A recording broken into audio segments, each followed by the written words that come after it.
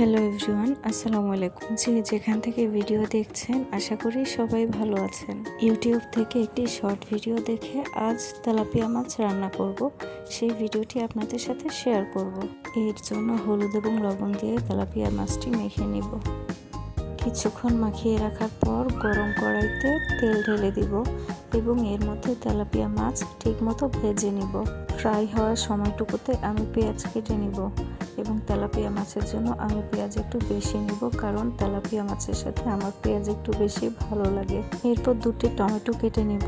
যেহেতু একটু কারি টাইপ করব, তাই পেঁয়াজ এবং টমেটো একটু বেশি করেই নিব।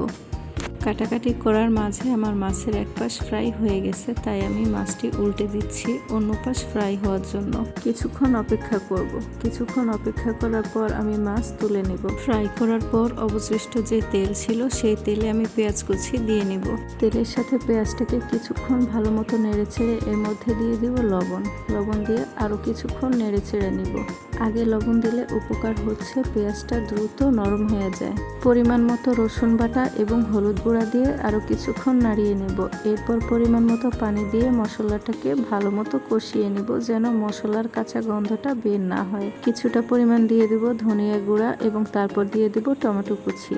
এর মধ্যে আমি আর একটু সামান্য পরিমাণ হলুদ গুঁড়া দিয়েছি, কারণ আমার মনে হচ্ছিল হলুদ গুঁড়া কম হয়েছে। মশলাটাকে টমেটোর সাথে ভালো মতো মাখিয়ে দেওয়ার পর কিছুক্ষণের জন্য ঢেকে দেব।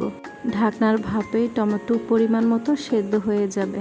এরপর আরও কিছুক্ষণ টমেটোটাকে ভালো মতো নাড়িয়ে ছাড়িয়ে নিব। মাছগুলো টমেটোর উপর দিয়ে দিব এবং হালকা হাতে নাড়িয়ে মাখিয়ে নিব। বেশি জোরে নাড়াচাড়া করা যাবে না, তাহলে মাছগুলো ভেঙে যেতে পারে, যেহেতু তেলাপিয়া মাছ অনেক নরম হয়। পরিমাণ মতো পানি দিয়ে একটু নেড়ে দিব। কিছুক্ষণ নাড়িয়ে ছাড়িয়ে নেওয়ার পর আবার ঢেকে দিব। পরিমাণ মতো পানি যখন শুকিয়ে যাবে তখন এর উপর ধনিয়া কুচি ছিটিয়ে দিব। ধনিয়া দিলে মাছ থেকে খুব ভালো একটা ঘ্রাণ আসে। ব্যক্তিগতভাবে ধনিয়ার ফ্লেভারটা আমার অনেক ভালো লাগে, বিশেষ করে মাছের তরকারির সাথে। আমি প্রফেশনাল কোনো রাঁধুনি না, তাই মাঝে মাঝে ইউটিউব চ্যানেল দেখে রান্না করার জন্য ট্রাই করি। আমার রান্না একদম রেডি। যে আপুর শর্টস ভিডিও দেখে আমি রান্না করেছি সেই আপুকে অনেক থ্যাঙ্কস, কারণ রান্নাটা সত্যি খুব মজাদার ছিল। বিশেষ করে টমেটোটা, মশলার সাথে টমেটোটা একদম পারফেক্ট হয়েছে।